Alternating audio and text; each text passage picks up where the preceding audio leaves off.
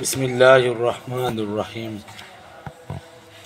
सदक़ा फ़ितर का बयान, जिसको आम अल्फाज में हम फितराना भी कहते हैं और पश्तो में जिसको सरसया कहा जाता है, उसका बयान है। अच्छा जी, जो मुसलमान इतना मालदार हो कि इस पर ज़कात वाजिब हो, या इस पर ज़कात तो वाजिब नहीं लेकिन ज़रूरी असबाब से ज़ायद इतनी कीमत का माल व असबाब है कि जितनी कीमत पर ज़कात वाजिब हो, तो इस पर ईद के दिन सदका देना वाजिब है। ठीक है ना। मसलन 52.5 तोले चांदी के बराबर इसके पास कीमत होना ज़रूरी है। अगर 10 ग्राम का लगाया जाए चांदी 52.5 तोले, तो तकरीबन 1,20,000 रुपये बनते हैं। अगर पूरे तोले की कीमत लगाई जाए तो तकरीबन 1,40,000 रुपये आजकल के हिसाब से बनते हैं। तो इतनी कीमत या इतनी कीमत के मुताबिक ज़ायद सामान व असबाब आपके पास होना ज़रूरी है, तो आप पर सदका फ़ितर देना वाजिब है ईद वाले दिन। अगर इससे कम है और इतनी कीमत नहीं है आपके पास, तो आप पर सदका फ़ितर देना वाजिब नहीं है। मसला, किसी के पास ज़रूरी असबाब से ज़ायद माल व असबाब है लेकिन वो कर्ज़दार भी है, तो कर्ज़ा ख़त्म करने के बाद देखा जाएगा। अगर इतनी कीमत का असबाब बच रहे हैं जितने में ज़कात वाजिब होती है, तो सदका फ़ितर वाजिब है। अगर इससे कम बचे तो वाजिब नहीं। पैसे तो है तकरीबन 1.5 लाख रुपया है, लेकिन इस पर कर्ज़ा भी है, तो कर्ज़ा या उस इतनी कीमत का इसके पास सामान पड़ा हुआ है, ज़ायद ज़रूरत से ज़ायद सामान पड़ा हुआ है, इतनी कीमत का है, लेकिन इस पर कर्ज़ा भी है। अगर वो कर्ज़ा अदा करने के बाद कुछ पैसे बचते हैं जिस पर ज़कात वाजिब होती है तो ठीक है, नहीं तो फिर इस पर भी सदका फ़ितर देना वाजिब नहीं है। मसला, जिसने किसी वजह से रमज़ान के रोज़े नहीं रखे, इस पर भी यह सदका वाजिब है, और जिसने रोज़े रखे इस पर भी वाजिब है, दोनों पर वाजिब है। सदका फ़ितर अपनी तरफ से वाजिब होता है और नाबालिग औलाद की तरफ से भी देना वाजिब है। बालिग औलाद की तरफ से देना वाजिब नहीं, बल्कि अगर वो साहिब निसाब है तो ख़ुद अदा करे। अलबत्ता अगर कोई औलाद मजनून और फ़कीर हो, ख्वाह वो नाबालिग हो या बालिग हो, उसकी तरफ से भी दे दे। ठीक है, इस मसले को खूब याद रखें कि आदमी को सिर्फ़ अपनी तरफ से सदका फ़ितर देना वाजिब है। अगर बालिग आदमी है तो सिर्फ़ और सिर्फ उसको अपनी तरफ से देना वाजिब है, और फिर उसके बाद अपनी नाबालिग औलाद की तरफ से देना वाजिब है।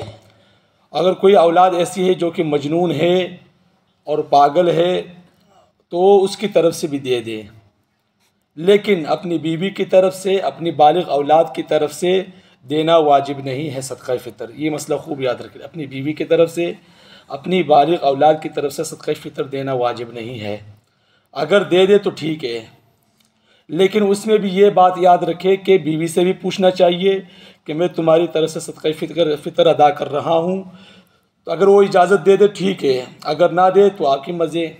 इसी तरह बालिग औलाद की तरफ से भी, अगर वो मालदार नहीं है, फ़कीर है, तो आप दे दे उसके इजाज़त से तो ठीक है, अगर ना दे तो आप गुनाहगार नहीं होंगे।